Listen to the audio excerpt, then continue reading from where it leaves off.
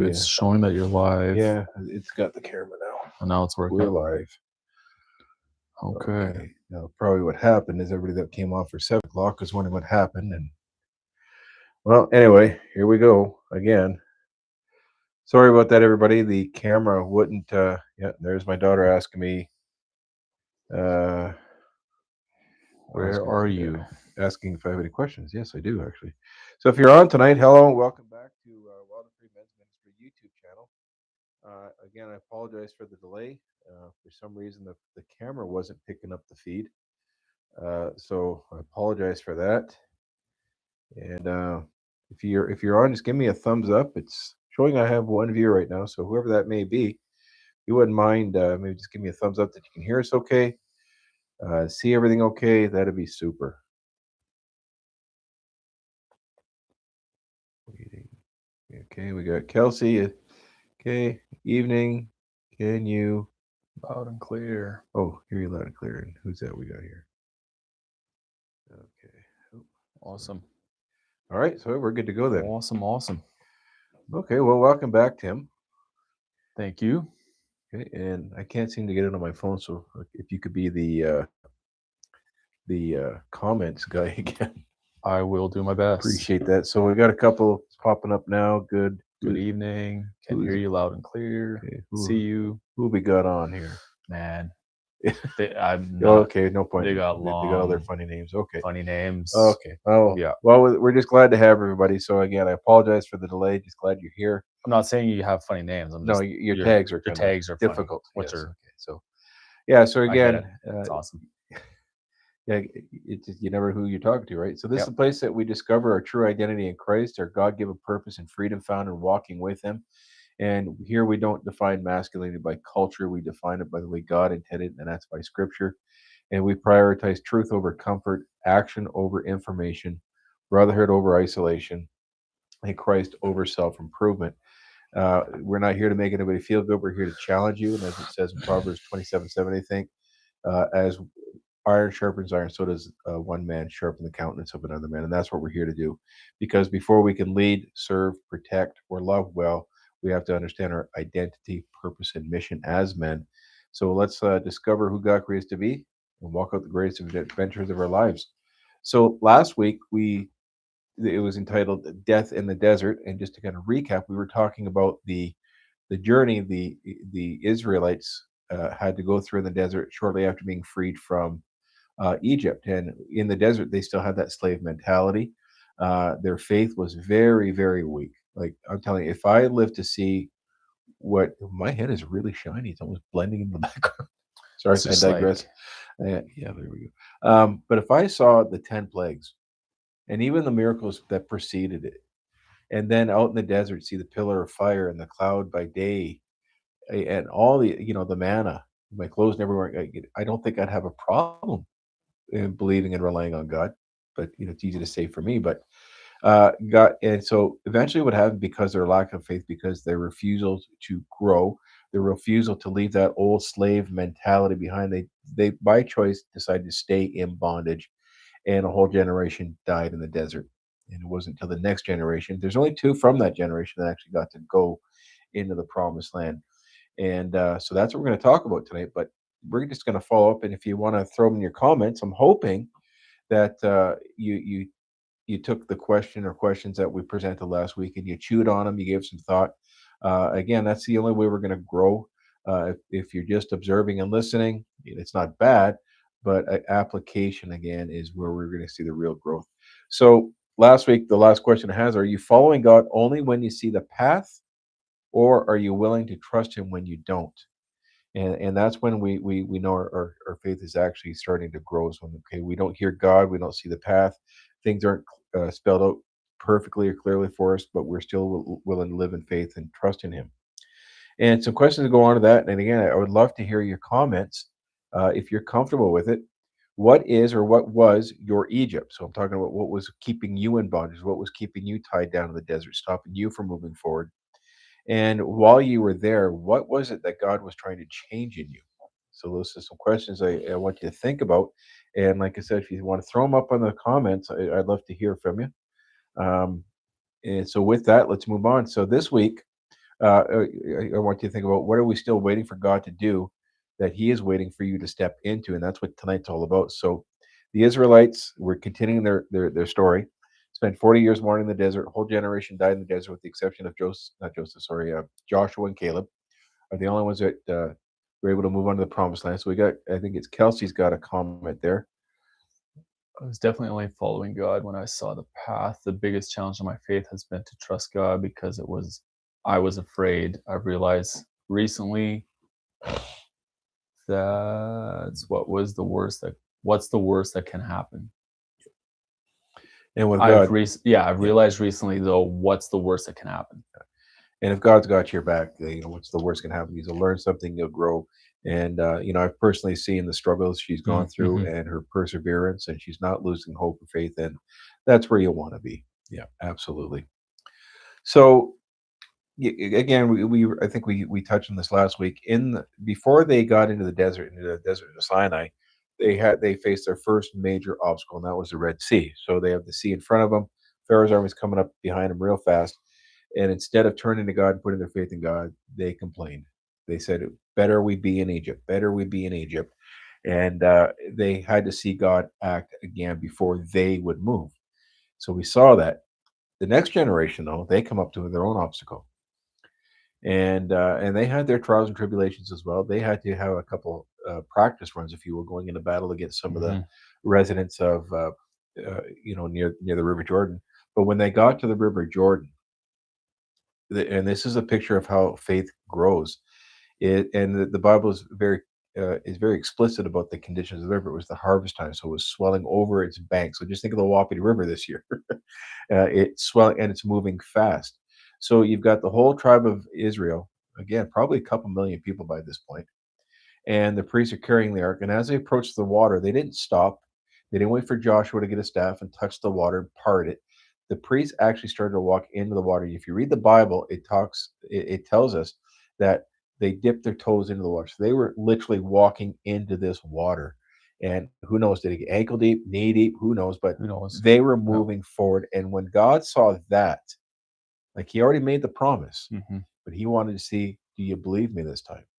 And as soon as those toes got wet, the river backed up and allowed them to walk again across dry land, and allowed them to walk on to enter their promised land.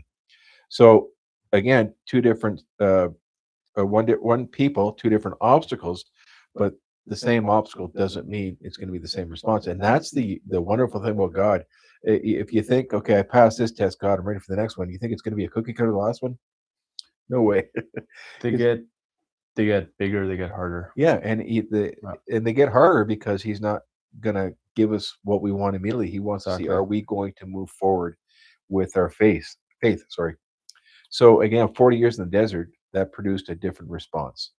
We saw a whole generation die in the desert because they just couldn't get out of that. They couldn't release. They kept themselves in bondage. The Egyptians didn't have them in bondage anymore. Their own state of mind kept them in bondage. And and again, despite of everything they saw, and like, I don't know how many miracles the next generation saw before they crossed the promise. Was it more of the mundane, just walking around the desert aimlessly? Okay, my shoes aren't wearing out, my clothes aren't wearing out, manna. Sometimes we'll get quail. I don't think they actually benefited from what their their forebears saw. Didn't learn the lesson from the previous generation. Yeah, because there was no lesson to learn other than, you guys kind of dropped the ball here. We wandered longer than we had to. So the next generation, there's that hum again. I apologize. I don't know why my computer does that. If you're hearing that whining sound, it's something on my computer I have to look at. So there's something I want you to think about. What's your initial or your first response when an obstacle appears in front of you? Now, I can speak for myself when I was immature in my faith, and I say immature not in a self-deprecating or demeaning way. So don't take it that way. But we all start immature, then we mature, right? Learning to trust, So learning to walk. So I know what my first response was. My first response might have been fear. It might have been anger. It might have been frustration. Now I see obstacles in the way, and it's like, all right, God's got something for me, or He's trying to keep me away from something. So again, if you want to pop up the comments, can anybody Uh, relate to that. Okay. So, so if you, sorry, Tim. So No, because I got a viewers trying to get on. just thinking of you know the response of fear or faith. Fear is the response of fear is usually um, preceded because of like the ego pride, right? Like Yeah. that's it's the self-preservation. It's the, you know, this doesn't feel good. This It's isn't this uncomfortable. is uncomfortable. Yeah. This isn't a good situation. I don't like how this is going. And the natural response is I need to do something about it. Um, Yes. and so faith says, I'm going to trust Yeah. God despite whatever this obstacle is in front of me. And no matter how painful it is, how difficult it is, how hard it is, I'm going to trust the process. Yeah. Right. Yeah. And and you see that with the children of Israel, like they weren't willing to trust the process. Yeah. They were wanting to control the narrative. And they looked back to Egypt because in Egypt, there was the controllables. It's like Yeah. we talked about last week. It's, they knew every day kind of like what every day was. It's normal routine. It's, yeah, they got breadcrumbs. Yeah, they got a little bit of shelter. Yeah, they got the bare minimum to live and to survive, but they knew the outcome. Yeah. There's a There predictability. was a Yeah. Yeah. predictability there. There's comfort in And that so too. there's comfort in that, right? And so the ego naturally, like the way the human ego works is it wants to preserve self. Yeah. Whereas what God was doing with them in the desert is to let go of self, surrender self, Yeah. and learn to trust Yeah. me. And that's the big difference, right?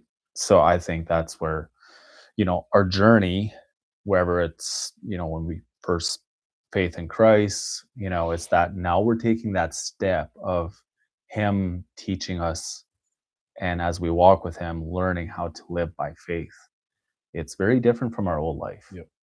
It's very It different. is, and I think that's one of the biggest adjustments for them was adjusting to this newfound freedom. 100%. Yeah, and if you've been a slave long, and it's interesting. You think of a man that's gone to prison. He spent 30, 40 years in prison. That's all he knows. Often when they get out, they'll commit a crime just to get back in there because they don't know how to function outside of that structured, restrictive environment where they're told when to eat, when to sleep, when to do everything. So they can't function without Yep. that. So Yep. it's a very real thing. Uh, hopefully, Al, you're on. You're able to resolve the issue. Um, so yeah, I just had to reload on my phone and it popped up all of a sudden. So the other question is, has God ever brought you through something that should have changed the way you face the next thing? So again, we don't have to answer these immediately, but again, I want you to kind of chew on these questions, and if you have a response, absolutely, let's hear from you. Now, as far as the time in the wilderness, again, it's not necessarily fun. I couldn't imagine the Mhm. Sinai desert for 40 years, Mhm. and yet your clothes don't wear out, your shoes don't wear, but they're the same clothes every day, 40 years. Yeah. Yeah, I'm being fed food from heaven, but it's the same food every day for 40 years, right? So it can be tedious, but again, the idea is the desert is supposed to change you. It's supposed to strengthen you. It's supposed to refine you, and it's supposed to again kill that old man, that old slave Mm. mentality in you. Uh, can you put them in the comments? I can't write fast enough.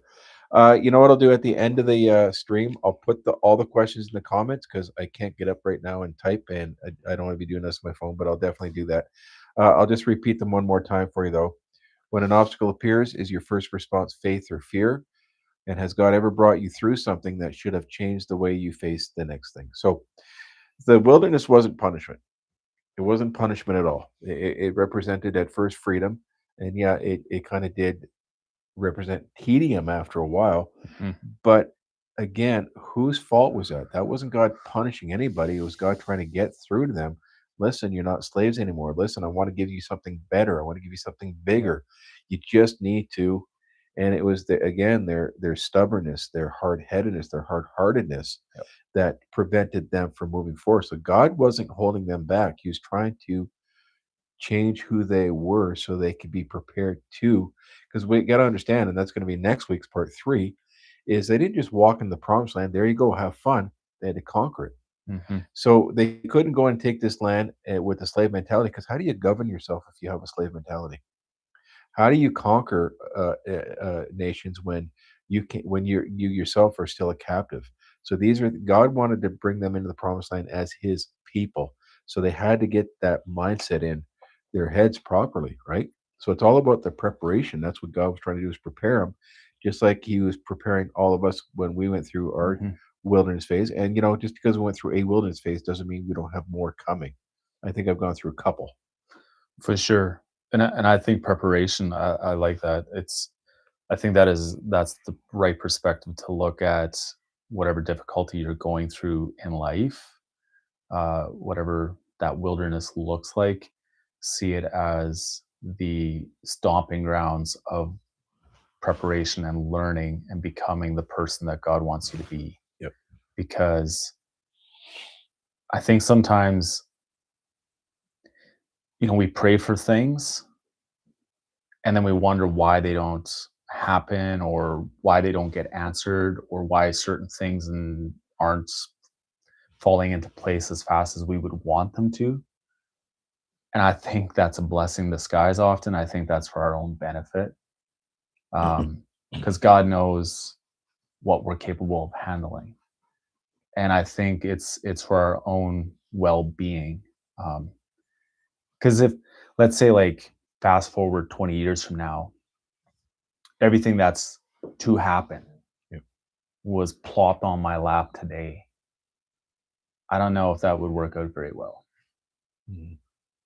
So, you know, God wants to enrich your life. God wants to do good things in your life. But I, you know, I don't know if this is making sense, but I feel like there's a process to this learning to walk with God. I think there's a process to coming into everything that He wants you to become and do. I think there's a and He's patient. Yep. Sometimes it happens fast. I think it all depends on the person, and all depends on your learning capacity and humility and surrender and Yep. all of that. Like, that's why the children of Israel were going in circles, because, like, Yeah. I mean, first of all, like, God's not going to move you forward with pride. I mean, it just doesn't work. Like, it's like, we got to do that lesson again, because there's still a lot of pride, a lot of ego going on here, so it's not working. I think surrender, humility are the key prerequisites to Mhm. moving on to the next lesson, Yep. Yep. if that makes sense. And not only were they prideful and stubborn, they were sinful too. Like Moses Well, leaves that's them where for a sin couple stems of from. days, and boom, let's build ourselves Yeah, yeah, a golden image and forget yeah, all about God. Eh? So totally.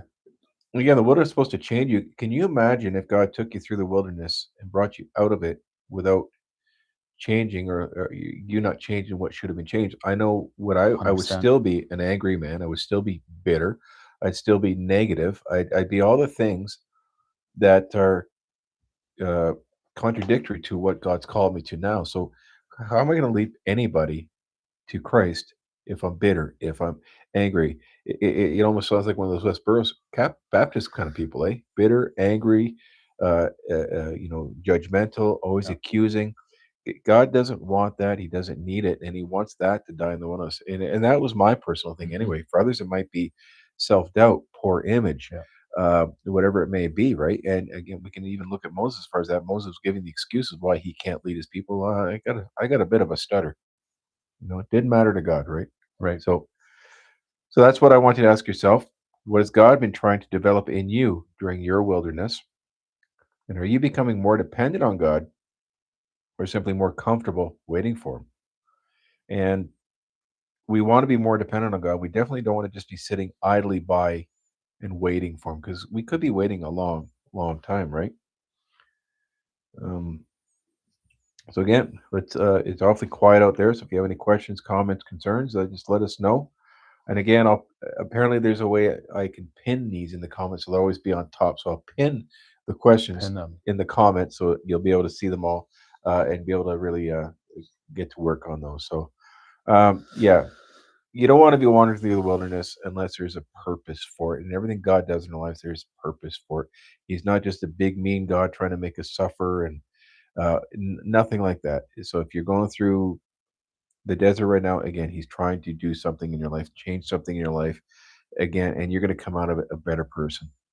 That's his. That's his plan for you. Anything else you want to add on that, Yeah, Kevin? just rather than woe is me and those times and situations, what just God, what am I supposed to learn Yeah. here? Yep. Just flip it on its head, Yep. you know. Yep. Yeah, and that's a good question to be asking.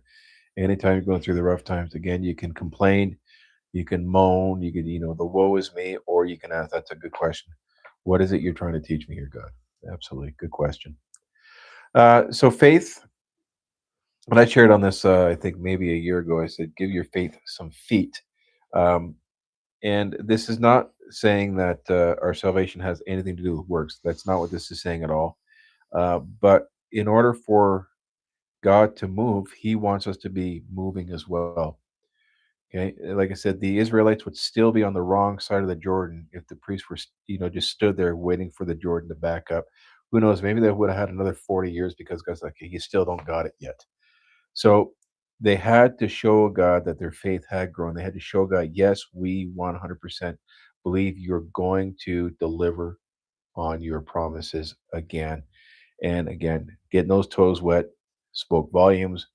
God was obedient, or not obedient, sorry, faithful to his word, and he backed up those waters. And then they walked across. That's a 180-degree shift from the previous generation. Totally. Yep. Yeah. They just I think how do you okay, so I think of the passage where it says, he that knows to do good and does it not, to him it is sin. So it's like you know what to do today. It's clear. Like we're not ignorant. So do that. Faith in action. It's take that next step, just whatever it is, Yep. and be obedient and see what happens. I mean, um, I think sometimes like we get so comfortable with just the regular mundane routines and we do the same thing over and over, right? But I think I think if we're very like if we're honest, just ask the questions about like what area of my life am I supposed to be growing in? What is it that I'm kind of stagnant in, Yep. right? Is it my relationship with my wife? Is it my relationship with my kids? Um, Relationship with coworkers? What is it, right? Whatever it is, um, and just dig a little bit deeper Mhm. and go a little bit deeper on that, and just take the next step. And I think for me, it's intentionality. It's not just do all the right things, the good things, but how intentional am I with growing in my marriage? How Yep. intentional am I with building that connection with my children on a Yeah. deeper level? Yeah. Does that make sense? Yep. Yeah. So I think it's like those things like that are right in our sphere of ministry, of influence, of leadership. Yep. Um, I think that's where we need to really exercise our faith. Yeah. And if you can't lead well there, You'll have a hard you time. can't You lead can't well lead anywhere. really Yeah. anywhere else, right? No. Yeah. It's just you're just posing anywhere else. Yeah. So you need to trust. Like where you gotta have to ask yourself, where do you need to trust God enough that you'll move instead of just waiting, and it just reminds me of my days when I was in the prayer ministry, and you get people that just they come up for prayer, and like I said, my wife would she was the very good maternal Hmm. part of it. I was more of the paternal. Okay, now here's some um, action you can put You to this. can, Here's some yeah, things, actionable things you can do, yeah, and they just wanted that passive, come on. And when they don't get it or they're not seeing any fruit, Yep. they get angry or they get frustrated. Yep. It's like, well, you know, uh, and it's like, Got to do a little more. you got to do, You got at to do least a a little little bit more. more. Yep. We always talk about opportunity knocking. Well, if Yep. opportunity knocks, you're just gonna have faith. The door's gonna open itself. You can open the door, right? So there are times when we have to do our part. Yep. And if it, and, and sometimes if it's just prayer, it's just prayer. God knows how He's going to respond. There's going to be other times when He needs you to do something, right? And you think of the miracles of Hmm. Jesus. He just instantly cured. Others, you know, he did something, and then He gave them instructions. Now go do this. I think it was the blind man. If the blind man didn't go to the pool of Bethsaida, I think so. Yeah. yeah. If he didn't go and wash his eyes, he would have died blind. Or the one that had to smear mud on his Yeah. eyes. So there were times okay, the one with the bleed, she acted, Yep. right? So there will be times where God will just act instantaneously. Other times He wants you to do Hmm. something. That's how we can show our faith, right? So again, just look at the miracles of Christ. Okay, sometimes you're healed. Other times, now go do this, and you will be healed. And because the follow up, the work they did, the faith they put in that action, is what made the difference. It's So not passive; it's active. absolutely, yeah, I faith. like I like the picture that one that I don't know. Recently, I heard this, but like if there's a mountain that needs to be moved in your life, or a mountain, Yep. whether it's relational or whatever it is, God's going to move that mountain for you if you have enough faith. No, if you have faith, of Yep. course, Yeah. He's going to move the mountain. But He also is giving you a spade Mhm. to do your part The pickaxe and a yeah, pickaxe. absolutely. So, I mean, yeah, it takes maybe a you know massive piece of equipment to move this mountain, Mhm. but He's giving you the spade. Yep. It's Yeah. You think about his parable of the mustard seed, right? And if you have the faith as small as the mustard seed, but what a lot of people miss in that parable too is, yeah, the mustard seed is small, doesn't stay small. So just as that mustard seed grows into something big, that's what your faith is supposed to do, yeah. right? So It's supposed like the way I don't know, but maybe I'm wrong here, Bob. But the way I see it is like faith. The more you grow in your faith, I think the more of a courageous, stronger person you become. oh, absolutely. Doesn't mean that I think that's the testament of faith. That's the evidence of That's the faith. evidence, that's the That's the outcome. evidence outcome of Yeah. faith. It doesn't mean that you now are more self-reliant and less trusting on God. It's Yeah. no, you're more trusting on God. Yes. Like, you know what I mean? Oh, absolutely. But you're this person that's actually like just like you're confident. Yep. And But it's again, not in the ego. It's no, it's like we just need to in, like, I distinguish know this he's coming properly here. through. I know Exactly. he's It's coming through, and that's again the priests with the ark at the Jordan. yeah. Yeah, there wasn't like, okay, come on, God. No, it's like, you got this, God. Yeah. And it wasn't we got this, it's you got this, God. And boom. And that's what you need to ask is what's keeping your feet dry. And if you're wondering why things aren't progressing in your life, if you seem to be spinning in place or whatnot, just take a look at your feet. If they're dry, that should tell you something. So it's time to start getting walking into that river. Um, so faith follows God's presence, not circumstances. I like that. The priests carried the ark into the Jordan. They weren't following what they could see; they were following what God had commanded. And something very similar to that was uh, when the disciples were in the boat on the lake, and they thought they saw a ghost. It was Jesus coming, and the water was rough, and I think it was Peter. He said, Lord, I want to join you, kind of thing. So Jesus said, come, and Peter stepped out of that boat, and he was doing fine. Why? Because he wasn't looking at the No, water. he wasn't looking at the circumstance. He had his eyes on Christ. Yep. And then the Bible tells us he started to notice, hey, these waves are pretty choppy. This wind is pretty wicked. He started to focus on the circumstances, took his eyes off of Christ. And it's interesting. He didn't sink. He started to sink. And you think about that with your own faith walk. Hmm. How many times have you started, you set your eyes like flint on Christ and you're moving forward. You're Yep. feeling confident. You're feeling courageous. and then something comes up alongside you and blindsides you, and you start to take your eyes off of Christ and like, okay, Yeah. what? Oh, And 100%. then you start to think, what else is coming? Yeah. And instead of look, you're looking, checking your flanks, you're checking your six, you're checking everything around you, and that's when you start to flounder. And eventually, if you don't get your eyes back on Christ, where He could reach His hand out, lift you back up, then you're going to sink. So again, just two beautiful stories about faith, and just Peter kind of went the other way. Where the Israelites they need to see God act first, then they smartened up. Or with Peter, he had his eyes on Christ, then he kind of dropped the ball by taking his eyes off of Yeah. Christ. So that's very important.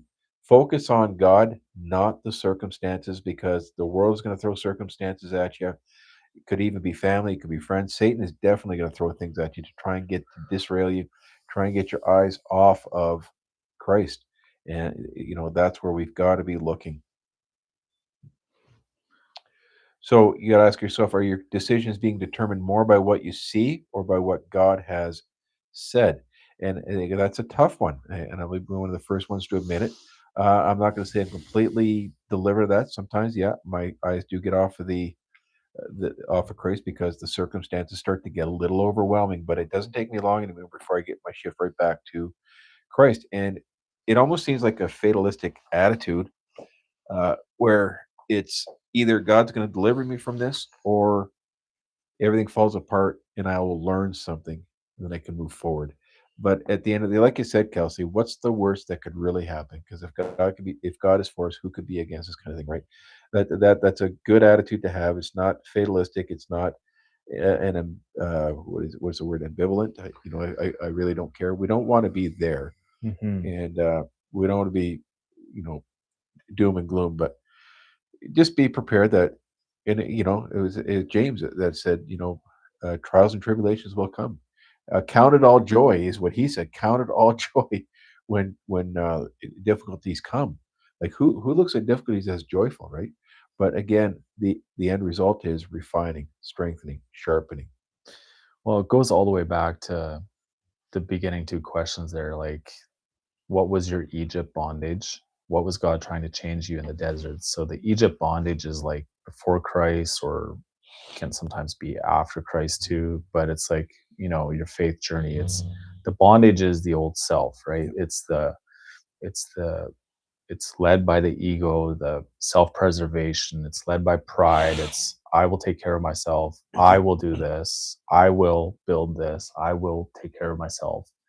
It's all self-preservation, right? The desert is learning to trust God. It's where the shedding of the self, the dying of the old man, it's unless a seed falls into the ground and Yep. dies, Yep. It can't grow. it can't grow. So it's the death of self, right? So newness of life can be there. God knows me. He created me. He knows me from the beginning to the end. And so, like, why is it so hard to trust God? That's the question.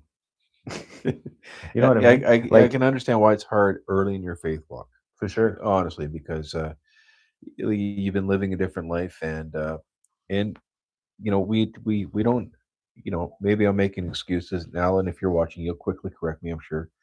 But we didn't have the benefit of seeing Mm, what the disciples saw.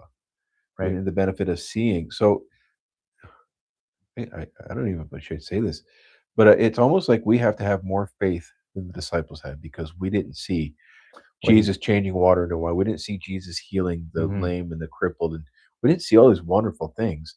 Uh, you know, the miracles in life I've seen are, it's almost cliche. The birth of my daughters, mhm, my future wife walking down the aisle to see me, sunrises and all those beautiful things. But as far as the like, holy crap kind of things, like they're far yeah, and few between. However, I have seen God acting where mhm, everything seems very, very desperate, and I think that's one of our biggest problems with our faith is uh, we want to see people risen from the dead. We want to see the blind mhm, restored there, and it's very hard. And I'll be one of the first to admit, because I've asked God this several times, and I've wrestled it with myself. We all know people that died from cancer, mhm, and we've all seen them suffer, and some of them were believers, and everybody's gathering around in prayer, and yet that person still dies at the end. It's like, okay, God, we all had the faith of a mustard seed. We told that mountain to move. We told that mountain to be cast in the sea. Mhm. It's difficult when, you know, and then I'm not even too sure about the whole attitude. Well, it was God's plan. I'm sure it was, but it's hard when you Mhm. see the big things don't come to fruition, if you will, but we always lose sight of the things that matter in the moment to us at that time. So, um, when Right. it comes to funds, you know, Yeah. you get right down to the deadline, and it used to be, oh my gosh, God, come on, God, and now it's just boom at the right the at the last minute something happens where you can pay off that bill at a deadline, and we lose sight of those because in our mind, well, these are just a little things. Not in God's mind. Right. God doesn't look at you maybe getting kicked out of your house a little thing. Mhm. God doesn't look at an illness as a little thing. The things that we might consider to be little, God Yep. considers them big, and He'll Yep. act on that. I find that I feel as if that's a normal reaction to the most heavy things, despite having faith in God, and know it'll end up okay. Pressure can build up nonetheless. Yes, it can. The process can be overwhelming. It 100% is. Whoever draft token is, um, it is overwhelming, and we are human. But again, going back to James, count it all joy when trials and tribulations come, because again, it strengthens us. So at the end of the day, and again, it sounds fatalistic. I prayed for that person, they still died from cancer. I still have to believe God knows better than I do. Mhm. Honestly, God, you know better than I do. And again, I, it may not feel like pride, but when we start to question God's judgment, that's pride. Right. you know, Yeah. and yes, and maybe that's our way of coping with the hurt or whatever it may be. But these are real things we have to deal with, and these are the things that really test our faith. And you think about it, if every single time we prayed for something and God delivered according to our will, it's not hard to have faith anymore, because it's almost like it's a given now. You know Mhm. what I mean? Yeah, I think yeah, I think that's good. I think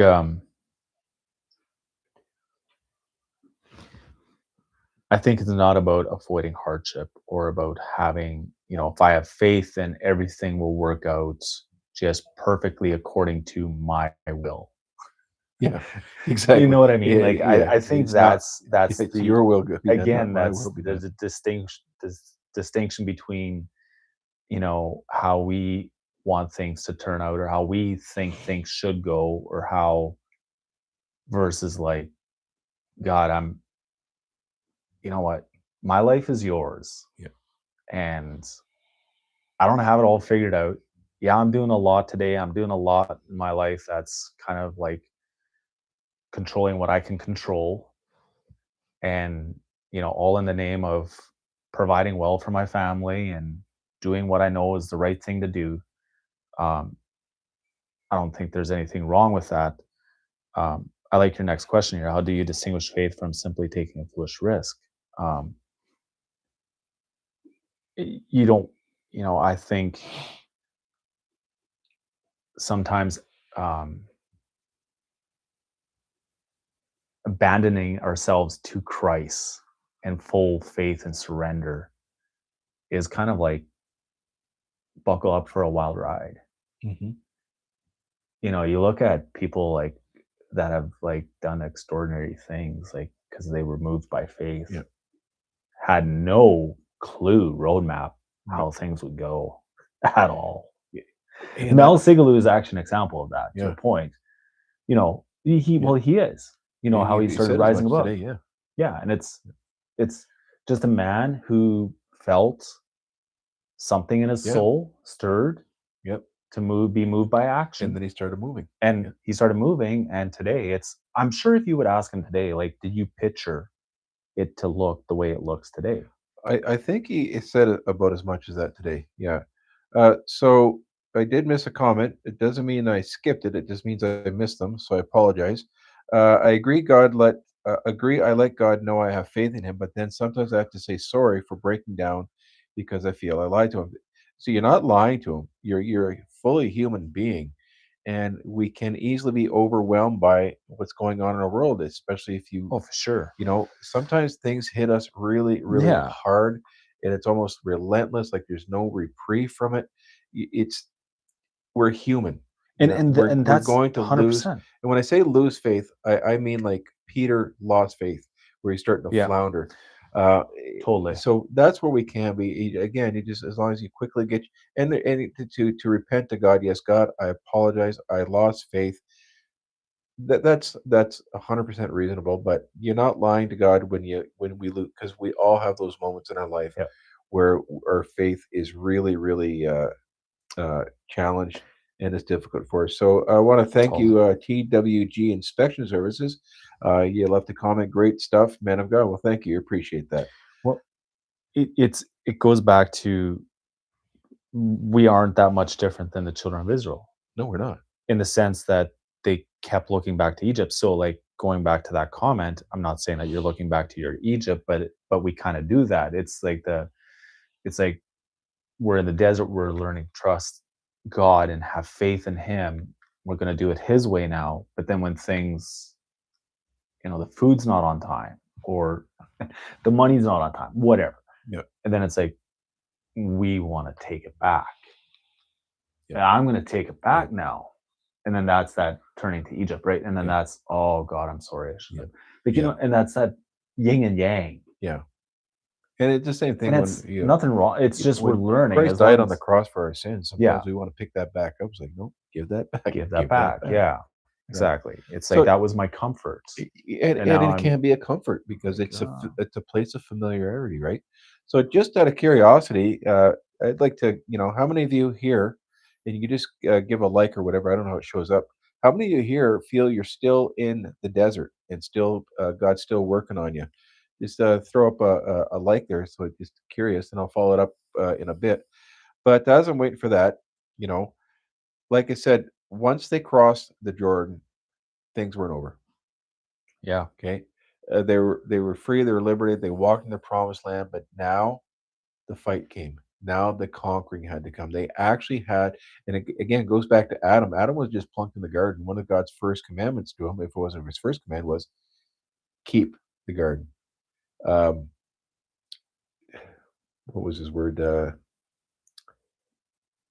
Oh, what's the word for it? But basically, subdue it. Subdue. subdue it. Yeah, like so. That's what the Israelites had to do. Like you're not just going to go in here, lay down your picnic baskets and blankets and just loll around in the sun and get fat on milk and honey. Okay, there's your first test over there, Jericho. And you look at Jericho. It must have been pretty imposing, Lisa. Incredibly tall walls, like this fortress, and, and especially when they were told to conquer it, they probably think of the first thing. Okay, get your swords ready, get your shields ready. Let's go. You want us to what? Walk around the building how many times a day for how many days? Yep. And sound a trumpet? Oh, okay. So, but for them to do that again, they are showing tremendous faith. Hmm. Again, God didn't necessarily say exactly how this was supposed to work. God just said, "Here's what I want you to do," and it's either you believe me or you don't. If you don't believe me, then you're still stuck by the river, Yep. just on the other side of it now. So it looks like I got 3 or 4 thumbs up. Okay, well that's good for you to know where you are in your faith journey. And again, the desert, the wilderness is not necessarily a bad place to be. Uh, Again, if I could, I feel like in a way we'll always be in the desert. I feel like I will always have something. Well, I don't think He keeps us in the desert. But if you look at again with Christ, the Spirit led him into the desert. Sometimes we might be led to the desert because God needs to work on the next thing in us, the next thing in us, the next thing in us. But I think that's more analogous to the whole conquering now of the promised land, right? So that's a good point there. I know who some of these people are, but I don't want to put their names out. But Uh, you are 100% right. We could have our desert periods, but I think we do get a break from that. I think the time in our promised land is going to outnumber the time in our desert after we get out of it, if you will. Does that make sense? Yeah, Or am I starting to that makes blather? sense. That makes sense to me too. But I get what she's saying too. Yeah, But again, we hear this whole thing of the promised land, like, and we think, I like how you worded it here. The promised land wasn't a retirement Yeah. retirement package. It's not a final destination of I've arrived, I have conquered everything, and I'm finally this person that God wants me to be, and all will be well. It's like, no, that's not how life is. Um, there's a lot of great things Yep. that God's going to do in your life once you learn a lot of lessons, and He takes you through this journey of the desert and strengthening your faith, and you know, and it will get better, and it should get better. Your life should get better, but it will get better with even greater Yeah. trials Yeah. and struggles and difficulties, but you will be the person capable of handling it. Yeah. Does So that what if make we put sense? it this way? We could be on a promised land, but the desert's not far. Yeah, the Yeah. desert's not far, and it's you learned a lot of valuable lessons, and Yeah. it made you this strong, courageous, faith-driven person, and now you're out there facing giants. Yeah. Speaking of giants, Tim here just completed the Emperor's Challenge on the weekend. Which, Congratulations to that. thanks. So was Yeah, it? that was a giant. Yeah. So think a To half a me, I'm marathon not I'm up not a a mountain. I'm not a runner, Half a so I marathon up the shouldn't say mountain. that. Yeah. And apparently he ran into my pastor. I didn't Yeah, realize he was doing he said he was doing the Babcock. I didn't realize it was the name of the mountain for the Emperor's Challenge. So yeah, yeah, pastor is 68 years old and he did the challenge. Good for him. And super so impressed. yeah, so talk about faith just one step at a time, one step at a time. So yeah, so even though you're in the promised land, there are going to be challenges. There are going to be giants. There's going to be battles ahead of you still. But again, just like the Israelites, this new generation, don't lose heart. If God says this battle is won, it's won. But doesn't mean you just sit back and watch him do it. Mhm. He's going to ask you again to do something.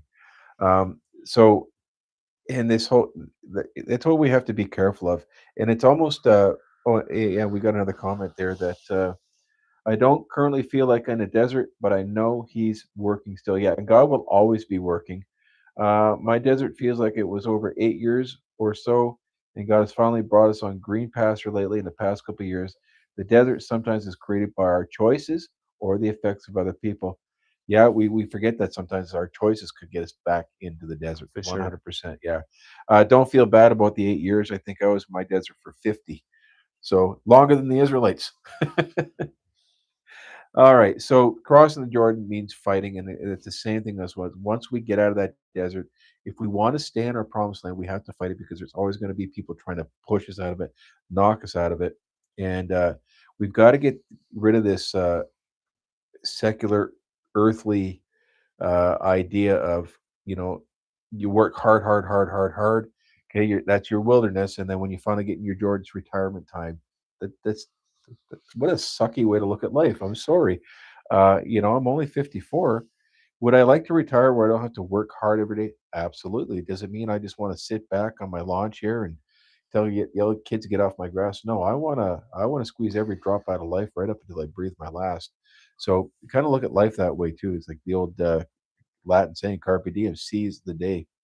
Well, I'm I've starting to stray, so get me back on track. you've probably found this too, but like the when you've overcome an obstacle, a challenge that was before you, and you've overcome it, and you've learned a lesson, and God takes you on to the next assignment, and it's bigger and it's bigger, and you and you start growing in faith, and you become this confident person. Don't you haven't you experienced like the enemy coming after you even more? Oh yeah, yeah, Exactly. yeah, So absolutely. that's why like the desert, it was just the desert. Yeah, they didn't have the Egyptians weren't chasing them anymore. No, it's They just the didn't have to fight desert. anything It's anymore. it's Just got to just deal with the elements, and God's got that taken care of. But yeah, once you step into the yeah. promised land, So I mean, for a lot the of us, mundane is gone, but now yeah, the challenge is really ahead of you. exactly. Yeah, So like for a lot of us, we've had real challenges, relationships, finances, some real difficult things. But I think don't kid yourself. Like on the other side of you overcoming those things and growing in those things, and you're now equipped and equipping for bigger things, Satan ain't just going to step No, back. he's not. He's going to double down. He's going to double down. Yeah. So Yeah. the battle's just begun. Yeah. And that's the whole point of the preparation. Like, Exactly. look at it as like how valuable and important it is for me to go through. These are big things for you. I'm not downplaying that they aren't big things for you guys or for myself. They are, but they pale in comparisons to what could be. Yeah. But the difference is now you can actually face those battles. And that's That's where I it. struggled for 50 years. That's it. And that's where, my sister struggled. It might be still struggling. When you get through that, this might sound boastful. It's not. You're a force to be reckoned with. And just 100%. because you are, again, doesn't mean Satan's going to give up. Like, he's been at this for thousands of years. We've been at it decades, maybe. Right? So he's not just going to like, well, lost another one. No, he's relentless. And I'm not trying to glorify him, because at the end of the day, he was crushed under Christ's heel, Yeah. and his days are numbered, and where he won't be a problem anymore. So just be encouraged by that. Again, yeah, like Tim said, we're not trying to downplay what your struggles or maybe what your wilderness experience may be. But again, if you persevere, keep your eyes on Christ, get through the desert, get through the wilderness, then the battles that are coming, you're going to know what to do now. And that was one of our biggest problems. I was 100%. read about Ephesians 6:12. I didn't know how to use my weapons and my defenses. I just, you know, so you're going to come out of it stronger. And like I said, you're going to be a force to be reckoned with. Uh, and again, maybe I can get a thumbs up. Who's crossing into their promised land and who is battling and overcoming some of those battles? I'd like to see some of the responses there. So while we're waiting for that, we'll just start to close. So don't mistake your breakthrough for the destination. You know, and I think I shared this last week. Whenever we go on a trip somewhere, if it's a long distance trip, I enjoy the trip more than the destination, honestly, because you never know. Because Mhm. the destination, you kind of already know what to expect. On the way there, you don't know what to expect, right? And think about this: what if the thing you've been praying for is actually the doorway to your next assignment? Right? It's just, and that's all it's going to be. It's just like Yeah. faith is just one victory after another. It's like a good friend of mine always says, Tim, we're just lifelong learners. That's right, and never stop learning. Yeah, Never yeah. stops. So Never stops. and if it does stop learning, again, that's on us. We choose Well, to stop learning, and then totally. that's a tough lesson itself eventually. Yeah. Yeah. So the wilderness teaches us to trust God. The Jordan requires you to act on that trust, and the promised land requires you keep trusting Him after you get there.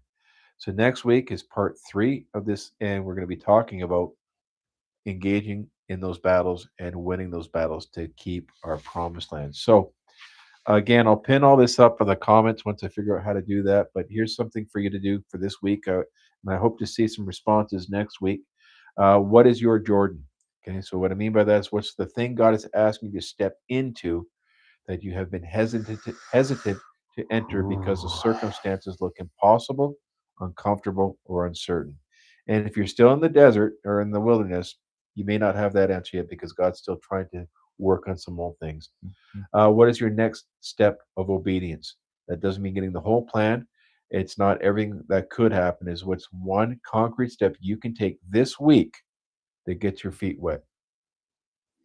And finally, identify one Jordan in your life, something you believe God is calling him toward, but hasn't stepped into yet.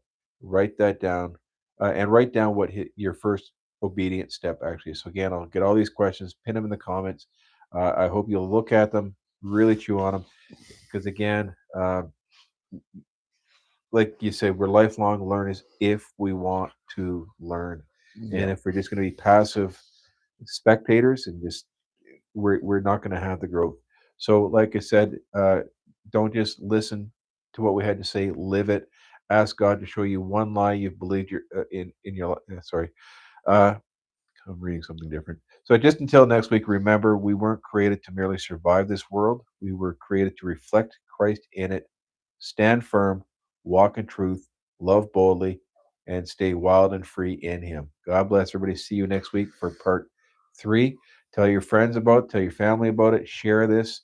Again, if they've getting new to this and they want to catch up, Just tell them that the last two, well, tonight and last week's are always going to be up there unless I take them down, so they can easily catch up. But get people excited about this. I'm excited about it. I really, this is one of the days of the week I really, really look forward to every single week. I do So, as well. yeah. So I want to Have thank a good Tim night, again guys. for coming out all the way from. Yeah. You're like a 45-minute drive Yeah, it's one way. actually, I think it's just shy of 30 minutes. Okay, well, I still appreciate the 1 Yeah. hour round trip you do for me. So, till next week, everybody, thanks again for stopping in and viewing and participating. Really appreciate it.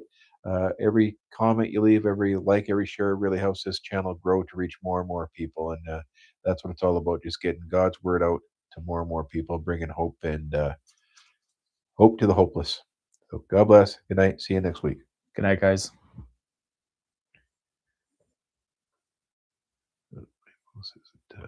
Change batteries. There we go.